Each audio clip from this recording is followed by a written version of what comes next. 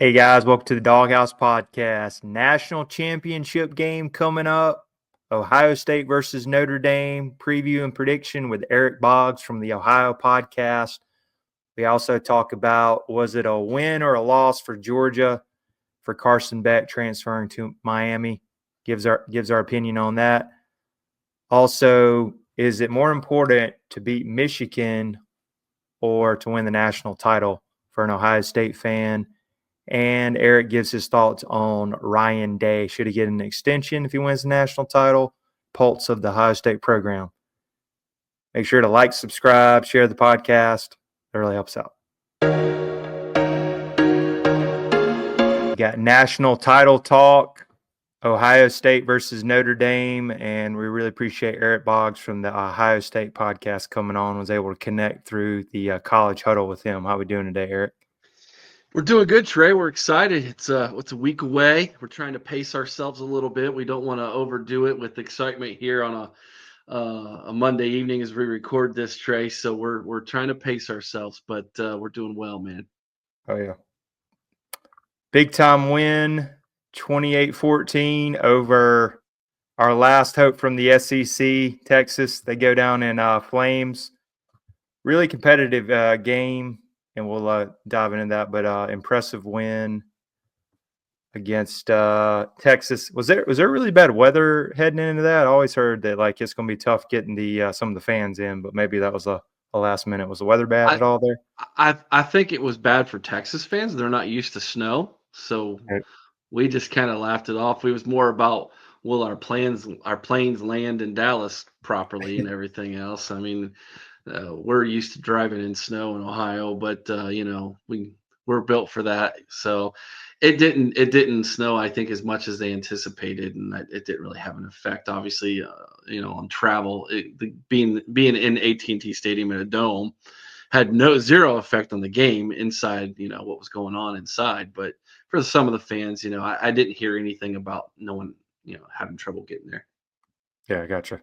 I think I heard at the very last end ticket prices, it was pretty cheap to get in if you could. They did drop a little bit. Yeah, I think so. I think some of the Texas fans were more, concerned about their travel 3 hours, from Austin to Dallas, as it was for Ohio State fans. All right. But all in all, very competitive game. You can't say it wasn't a blowout. This thing was tight to the very end.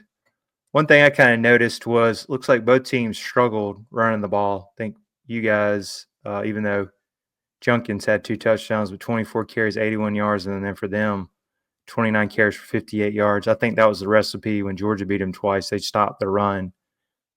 And then Quinn Ewers, he had a pretty good game, 283. But I want to know, just because, man, that was last week when I was making my predicts. I don't know if they were just shedding it. But what do you think kind of happened with Jeremiah Smith, who's just a monster, getting shut down? I even read on Instagram or some video they favored like 3 guys over to his side. I just was shocked when it was 1 or 7 for 3 yards. I thought he might have been injured. They ran zone. They bracketed them, and they were daring us to take all the underneath stuff and. And we did a good job at that. We just kept shooting ourselves in the foot. I mean, as an Ohio State fan, I'm obviously going to be more biased and lean towards more of the program I follow and root for. And, that being said, I would say there were times Texas shot themselves in the foot too. And I'm not going to try to be, everything scarlet and gray here. But from my perspective, Texas was daring us to be patient on offense. Are you willing to go 3rd and short and drive it down the field and take everything that we're giving you? And for the most part, we did. But then we would kept stupid penalties, personal foul in the second drive that kind of, stopped that from happening. False starts, always behind the chains in that aspect of things. And so that kind of affected the offense, I think, from that perspective. And then impatience. We did get impatient. We did make a mistake. And first drive, I think it was the first drive of the second half, we threw an interception trying to force the ball to Jeremiah Smith as opposed to just, dumping it off and taking 5-6 yards or whatever we needed to do there. And so hats off to Texas for having a great defensive scheme. They did well there. And they did shut down our running game. But to be fair, we haven't really ran the ball that great. ever since, we've suffered, some injuries on the offensive line. We lost Jimmy Simmons, middle of the field, starting left tackle, middle of the season, that is, in the Oregon game. We've had to make adjustments on the at left tackle all season long. And then when we lost the Remington Trophy winner at center, now we've got to kick a guard in at center, and then we're basically starting, two deep on our offensive line in several positions. Hats off to Donovan Jackson, our left guard, who kicked out to tackle and has done a phenomenal job at tackle. He's a little bit undersized, but he's really holding his own in this playoff. But we're not really able to get the push up the middle that we have in the past. And really, if we're going to run between the tackles, our best play is just go with the quarterback. I mean, that's essentially where we're at right now in this offense. But no, I mean, at this point, our running backs, especially Travion Henderson, is a much more of a effective weapon in the passing department more than anything. And so he's being utilized in that aspect of things as well. So, no, hats off to Texas. Great defensive scheme. They did what they were supposed to do. And in all honesty, we really followed the Georgia blueprint defensively and how to stop Texas, and it worked. So thanks to the Bulldogs out there for that one. Yeah, man, appreciate that. Like, this game was tight, and I guess just watching from a neutral fan, like, what was it?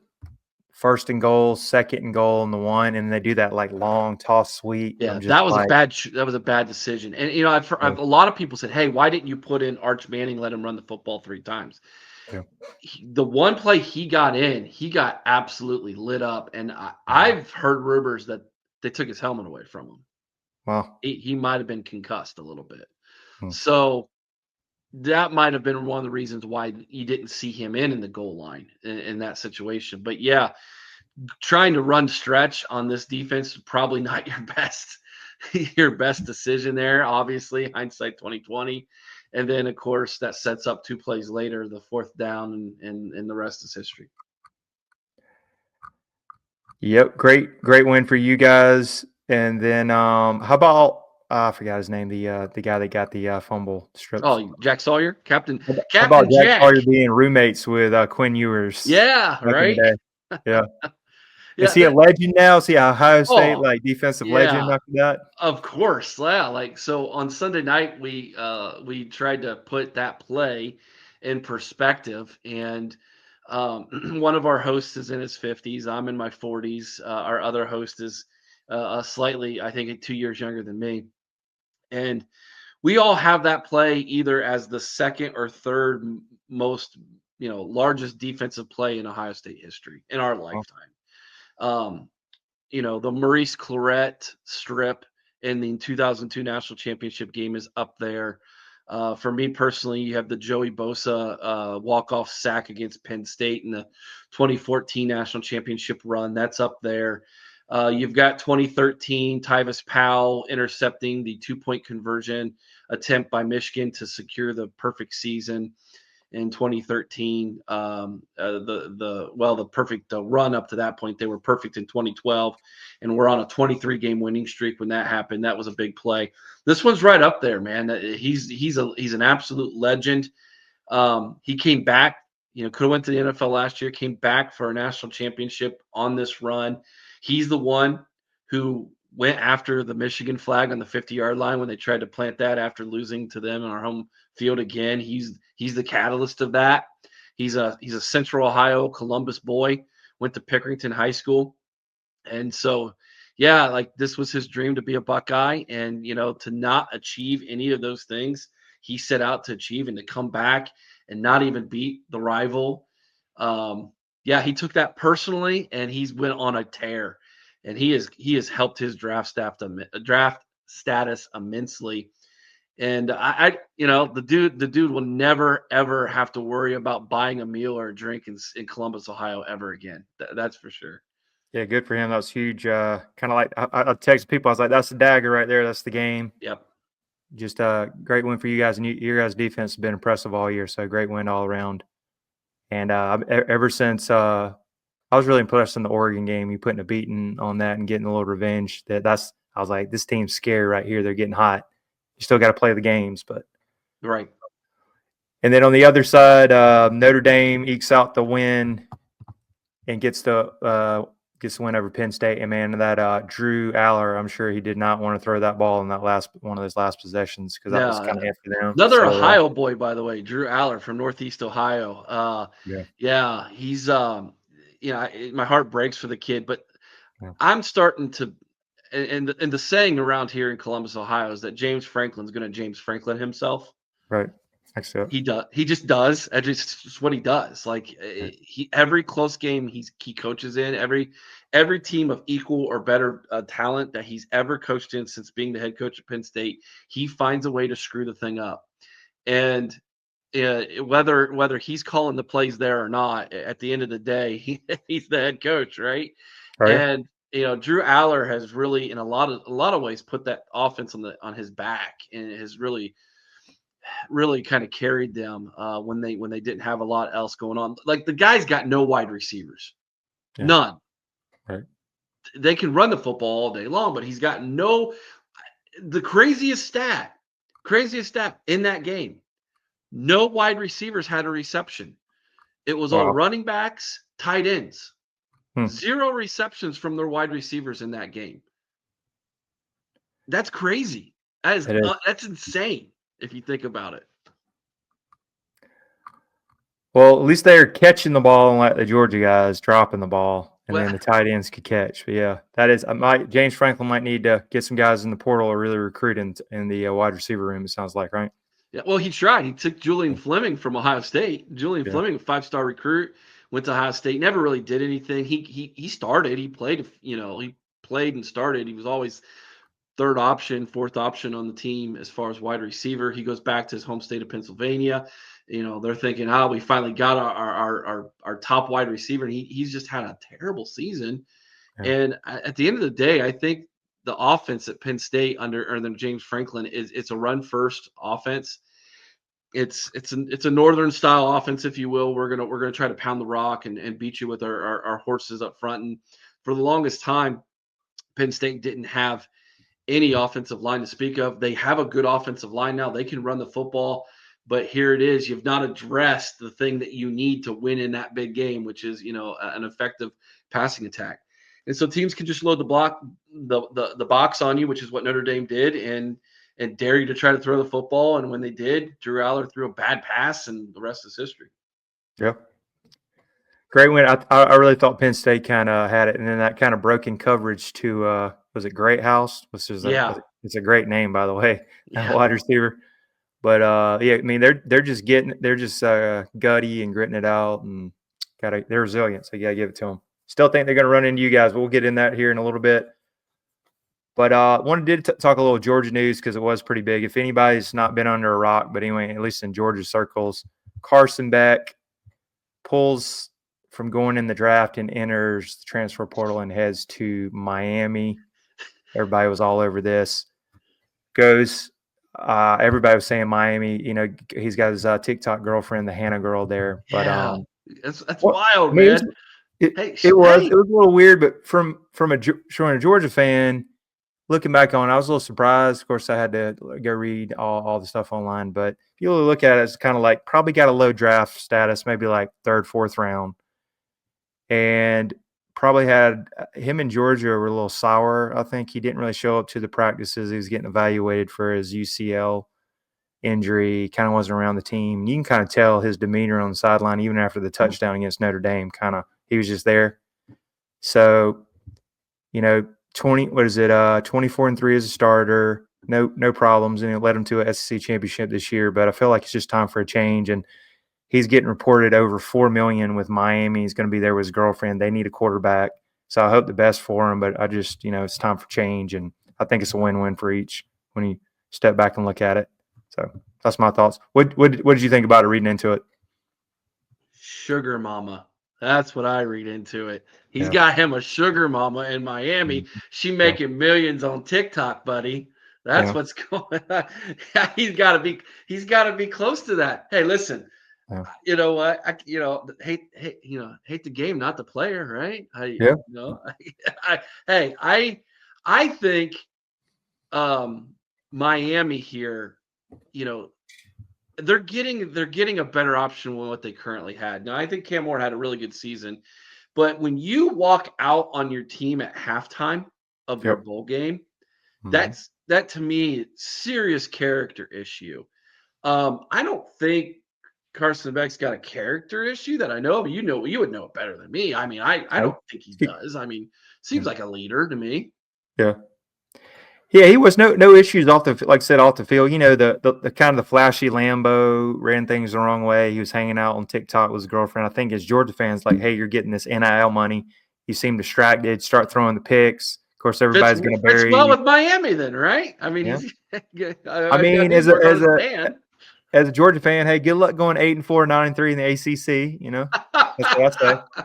Hey, we gotta see. Here's what's great about this is the one thing that is great for people. Like people hate the NIL and they hate the transfer portal, and I get it. I'm old school, Trey. Like I still feel like if you're gonna commit to a school, then you need to honor your commitment. And like I'm just old school that way. But Yeah, same for here. us podcasters, this stuff is great, man. Because think about it, Miami might if they can sneak into the playoff next year, Georgia, Miami, and like the second round of the playoffs, man, like this would be ratings gold, dude. It gives us It is. tremendous content to talk about.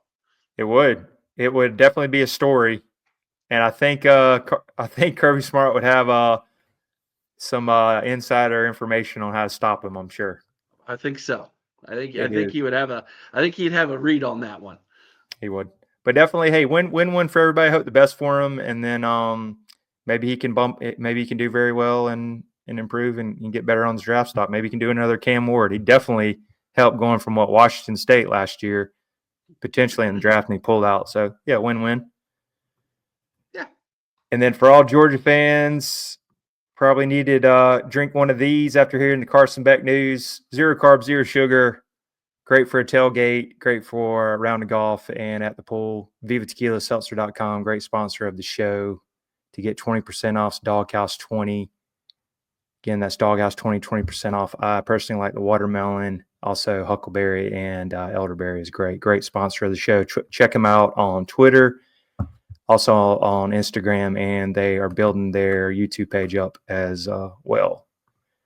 So before we jump to the big time matchup, I did want to kind of ask, what do you think about the whole storyline of former, I think he was linebacker there, Marcus Freeman going against his old alma mater, Yeah. So Ohio State. So I what's mean thoughts on the Marcus Freeman? yeah, the reporter runs up to him after beating Penn State and throws a microphone in his face that says, "Give us your feelings about being the first African American coach to ever coach a national championship game." And he deflects to his team, which rightfully so. It's a great answer, but the bigger story here, man, he's the first ever former Ohio State Buckeye who's a head coach coaching in a national championship game. I don't know why they Yeah. missed that one. My Oh, goodness, yeah. but um, no, like there is definitely a chip on the shoulder from Ohio State fans with him with the comments he made when he took over the job at Notre Dame. Now he goes in as defensive coordinator under Chip Kelly. He does a great job. I think it was 2 seasons, might have been only one,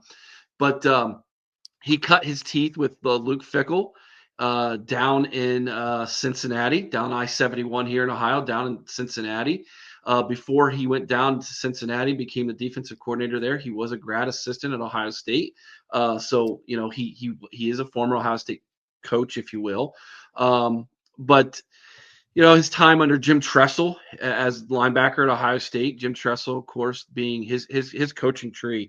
If you ever really want to dive into someone who has an amazing coaching tree, look up Coach Tressel, man. Hmm. His coaching tree is just continues to grow and get bigger. But yeah, he gets the job at Notre Dame, and the first thing he does is throw shade at his alma mater, right? Hmm. Like, saying I'm so glad I didn't make the same mistake twice. Like what? Like, Wow. because a lot of people didn't know he was offered the defensive coordinator's job at Ohio State, Hmm. and he turned it down, and to keep the Notre Dame job with the idea I could get that head coaching position. And so he made the right decision, obviously, but then, he says those, that kind of throwing shade at his alma mater. And then before Ohio State and Notre Dame plays the first time, he makes a comment about, hey, at least our students have to go to class, talking about Wow. the fact that a lot of Ohio State students take online courses during COVID. Like, who wasn't, Marcus? Okay, like, all Yeah. right, whatever. But a lot of college students take classes online these days, man. That's just the way of the world. I'm sorry Notre Dame is not in the 21st century in that aspect, Marcus. But so that's the second jab he threw at Ohio State, right? Yep. And so Ohio State fans we celebrated in the fact that his first game was an L in Ohio Stadium, right? His very Right. first game as a head coach. He walks into Ohio State, did great, coached a whale of a game, right? I think it was 24 to like 10 or something like that. Like by the end of the game, we won comfortably, but close game. Very next season, we go to South Bend, Indiana, and they've got us on the ropes. And for all purposes, they should have won that football game, right? Mm-hmm. And we win the game on the last play of the game, running it into the end zone, and he has 10 guys on the field. Oh yeah, So Marcus Tin Man was the nickname given to him by Ohio State fans. Well, fast forward to this season. So this is the trifecta now, right? He has an opportunity to get full revenge, stick it to us. And I tell you, I'm a little nervous about that, man. Like all of the revenge factor is on their side right now, right? The underdog revenge. So that's kind of the setting the stage for Bulldog fans on what's happening kind of behind the scenes between Marcus Freeman and Ohio State and his alma mater. And then you could, if you want to go even further, then you have the whole hilarious aspect of Ryan Day calling out Lou Holtz on national TV. Oh yeah. You're right, which has just been an entire thing, a funny thing that people can make fun of. But Ryan Day was asked, "Have you spoke to Lou Holtz since then?" And he says, "No." And so we still want to know where Lou Holtz is at, right? At least Ryan Day does. You never know; it might pop up in the next week or so. That'd be funny. Oh, it'll pop up. Sounds like Ohio State fans are keeping receipts for Marcus Freeman. I'm sure. Yeah. So, yeah. Now, would I welcome Marcus Freeman back as Ohio State coach one day if things were to go south with Ryan Day? I would personally, but my co-host Chris Wilds, we call him the Wild Man. He is so anti Marcus Freeman that he next to Jim Harbaugh, Marcus Freeman is enemy number 1A, 1B. Wow. So, yeah. So there's a lot of Ohio State fans who absolutely will never root for him because of what he said. Right. Gotcha. That's interesting. So got an interesting question. I actually talked to some. I'm here in Charlotte. Talked to some diehard Ohio State fans, and I know they were a little salty after the Michigan game and Ryan Day. So my big question is it bigger to beat the team from the North who you're 1-4 against? Sorry to bring that up, or win a national title. Which is more important for you? Right now, it's national title because we're playing in it. Right. But last November, it was beating them.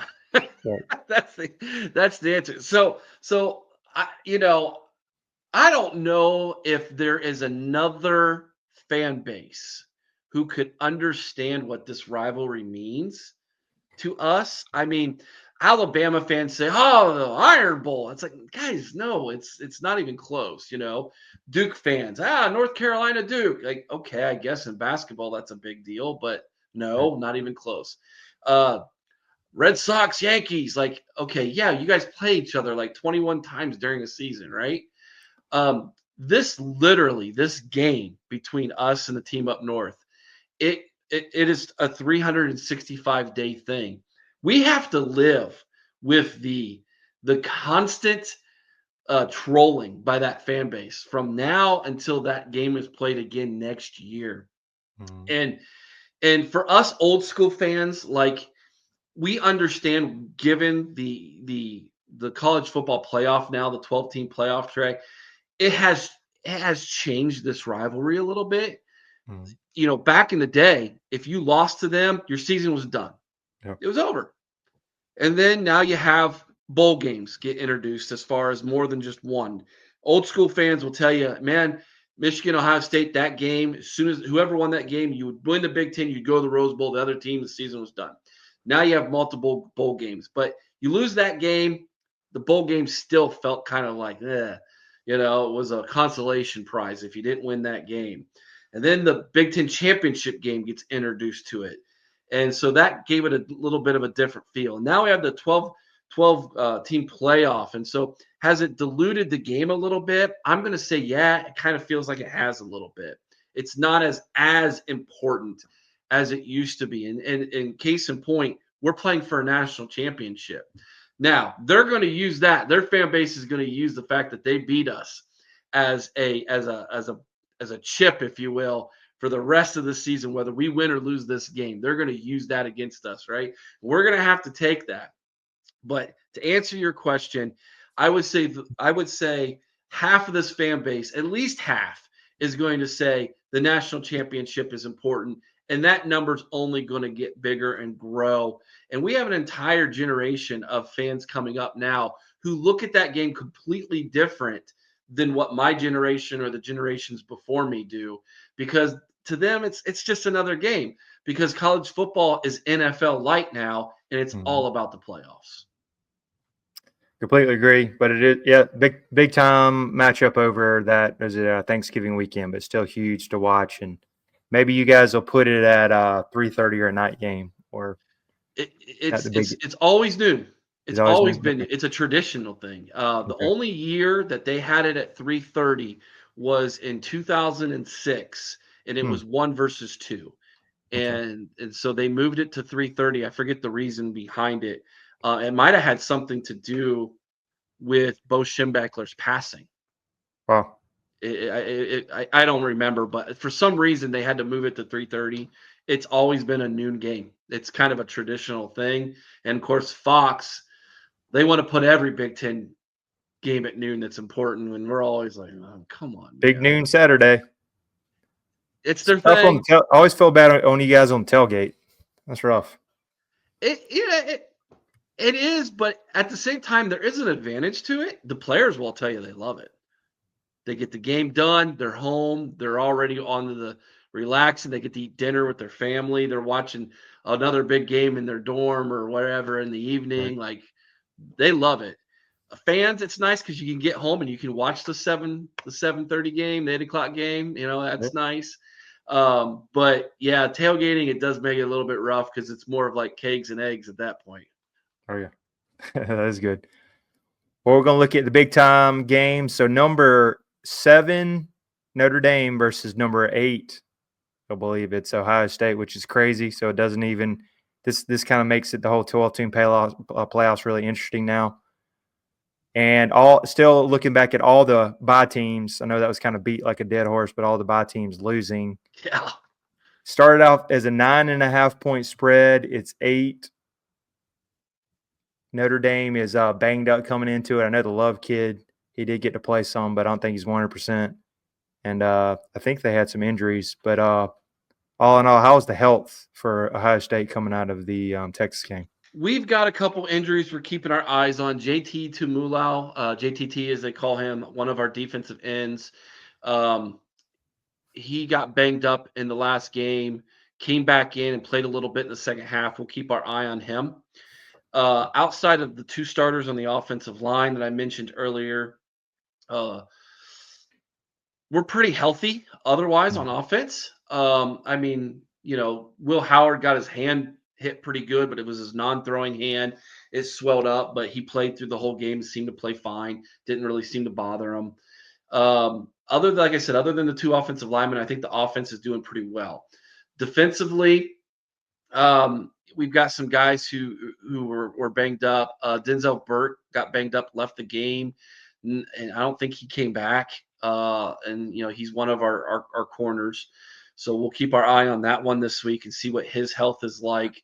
I think Cody Simon got banged up in that game, one of our linebackers, but he did come back. He seemed like he was okay. But other than that, health pretty good for this team. Now Notre Dame, they are the walking wounded, dude. Their defensive line, they're like on their 3rd string, some of the places on their defensive line. Their offensive line, they've suffered just as many injuries, if not more than we have. You mentioned Love, the big running back for them. So advantage Ohio State with health. Mm-hmm. And it's really good. What do you think the matchup with Riley Leonard, who maybe not the best passer, man, but he's just sneaky good on like 3rd and 1, 4th and 1 extending drives, and maybe it may be something you guys are maybe worried about on the matchup. I know personally that's my biggest concern is Yeah. this defense has played incredibly well under Jim Knowles this season. He's 30 years defensive coordinator. When he came in 3 years ago, the defense was broken. Kerry Coombs, our former defensive coordinator, it was over his head running a defense. Pretty good defensive backs coach, but running an entire defensive defense was not his thing, and so the defense was pretty broken. Again, hindsight, 2020, not a good hire there. You go back to the 2020 national championship game. That was Kerry Coombs that was getting schooled by Coach Sark as offensive coordinator for Bama there in that game. So and walks Jim Knowles. And if you follow his career, he was defensive coordinator at Duke, and you watched by the 3rd year he was defensive coordinator at Duke, they were really good defensively. He goes to Oklahoma State, was there for 3 years.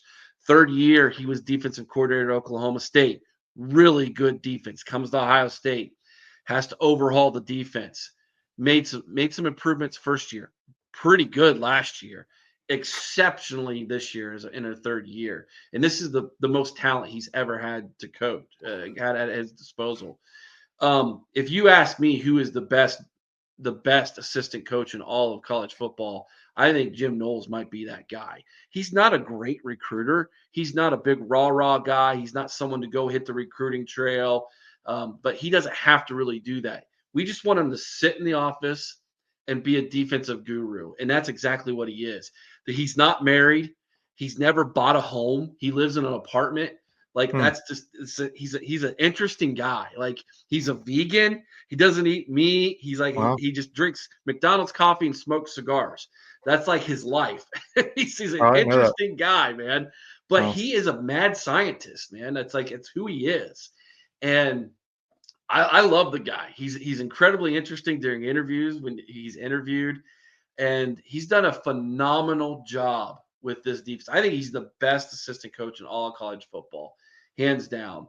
And I'm even comparing him to our own offensive coordinator, Chip Kelly, who coached in the NFL, was a head coach, at Oregon, and kind of changed the offensive game in football. But I think Jim Knowles, he's the man. Like Jim Knowles will stop Chip Kelly in practice. Like that's just who he is. Like I'll find a way to beat that guy, and he's my own assistant coach on the same team I'm coaching for. Wow.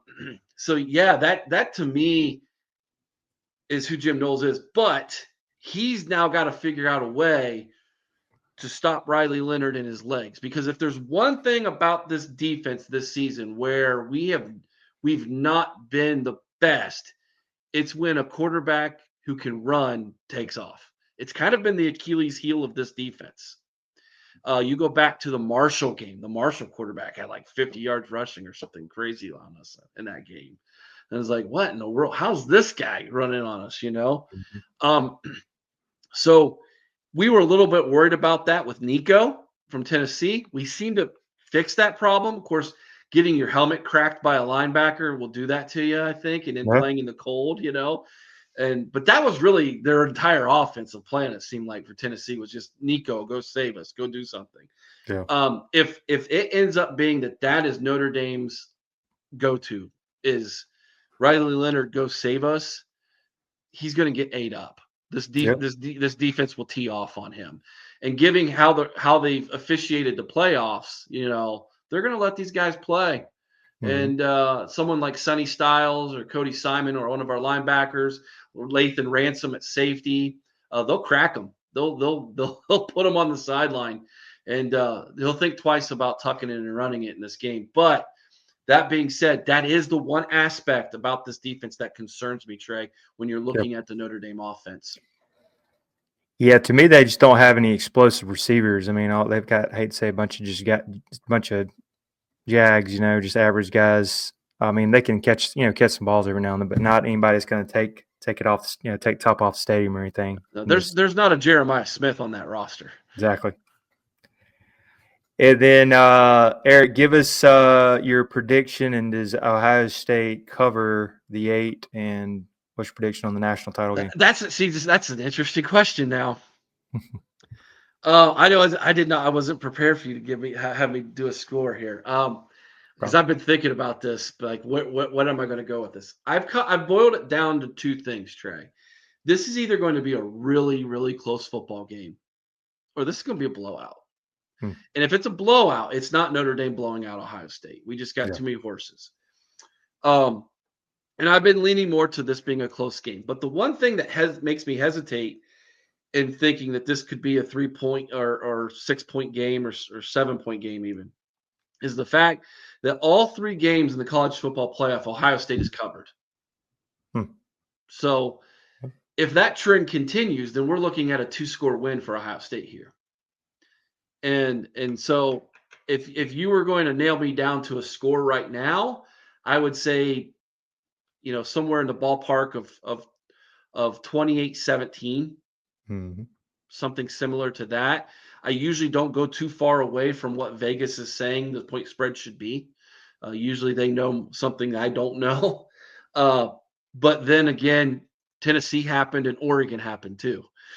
And they didn't say it would be those big of wins too. So we'll see how that line changes. It started out at 9.5. It's come down to 8.5, I think. Right.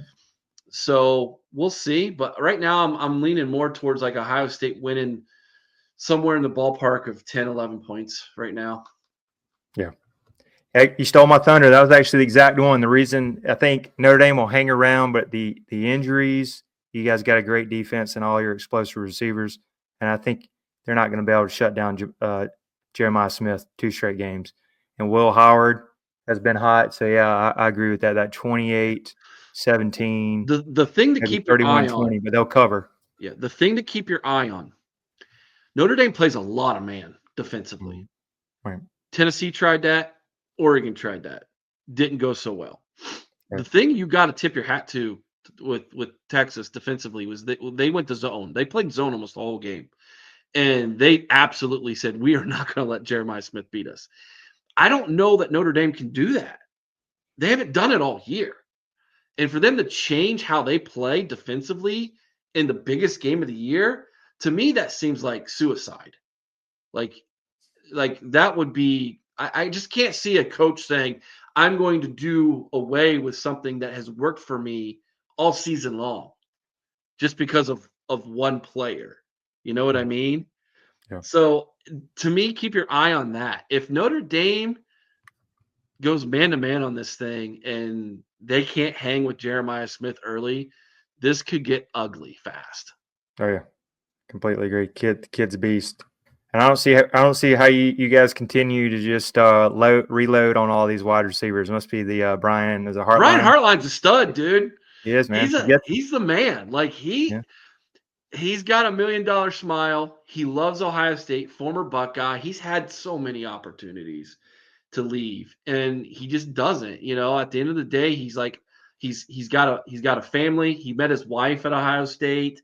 They're Ohio people. They're Central Ohio people.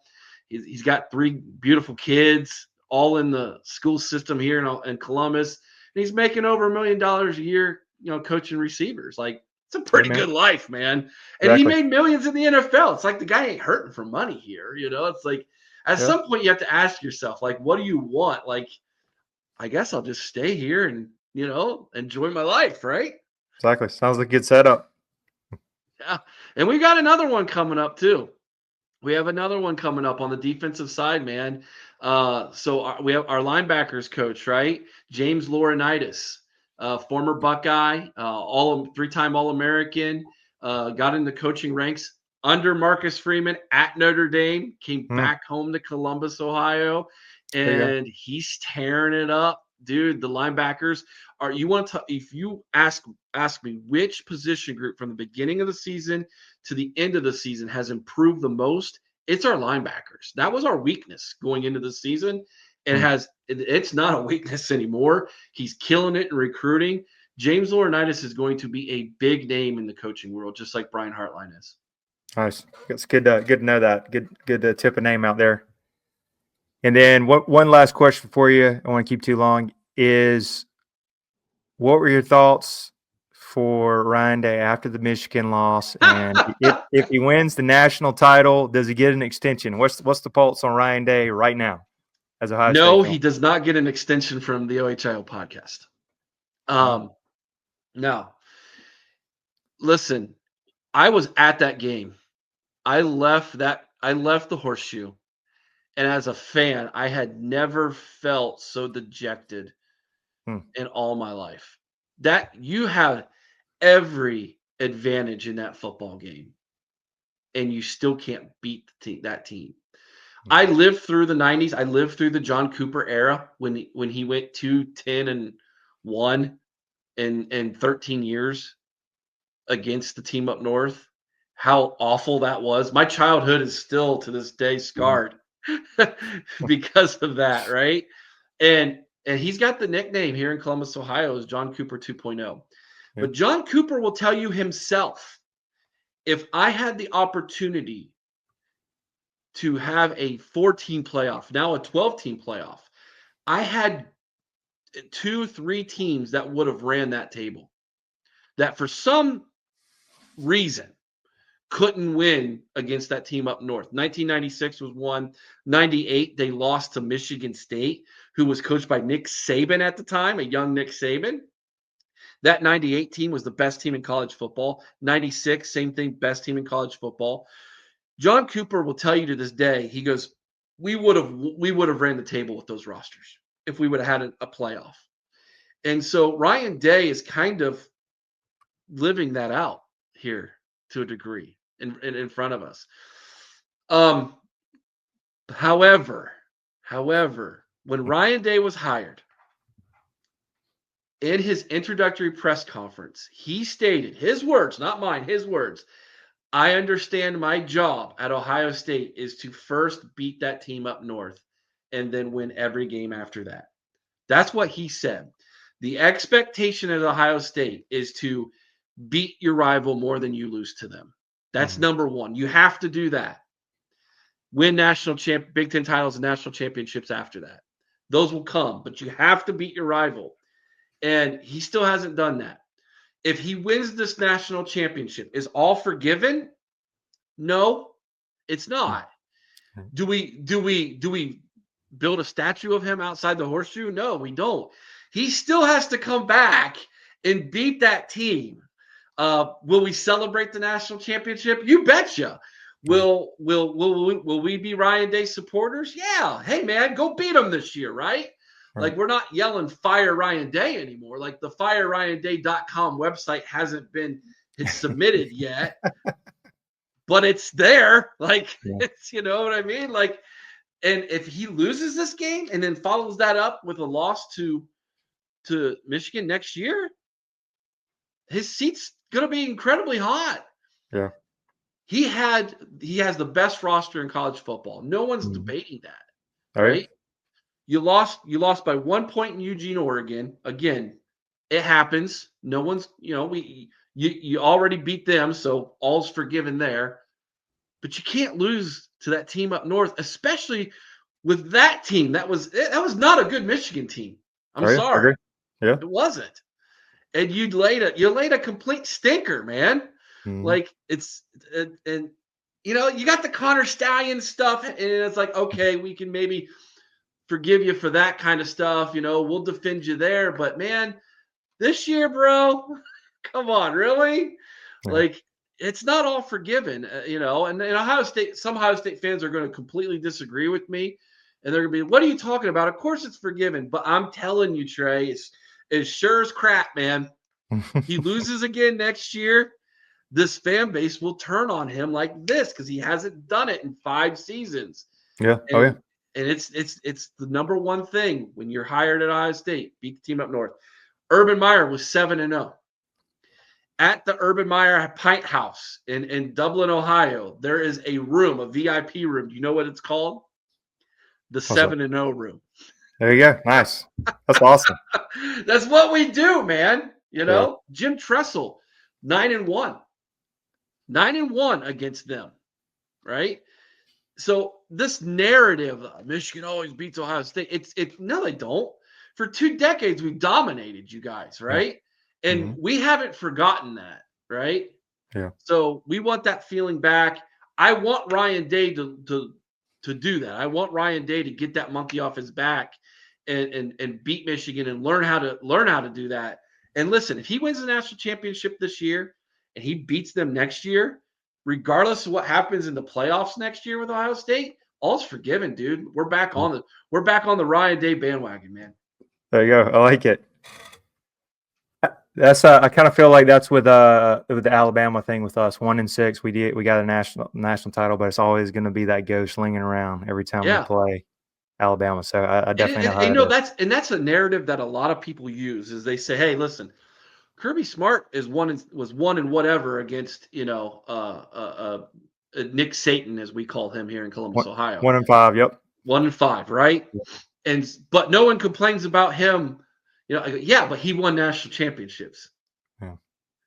All right, so Ryan Day needs to do that. Mm-hmm. But I have a feeling, Trey, the further Georgia gets away from those national championships, the more that record against Alabama lingers. It gets bigger, right? It does. Same thing. Columbus, Ohio. Very similar. Oh yeah.